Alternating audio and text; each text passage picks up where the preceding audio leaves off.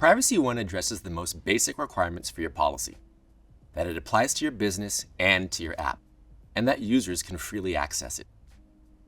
To avoid delays and interruptions, make sure your privacy policy meets these criteria. First, as obvious as it sounds, the link you provide must be live and remain live as long as your app is on the store. Consider a monitoring tool that regularly checks the status of your page and alerts you if it goes down. Second, your website must have a proper HTTPS connection.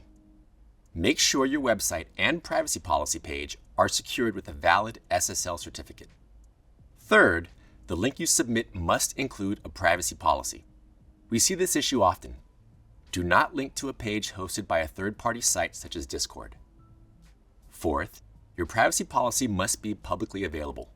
Make sure users are not required to enter any data or log in to view it. Finally, your privacy policy must be specific to your organization and your app. Don't copy the policy of a similar app or link to anyone else's privacy policy.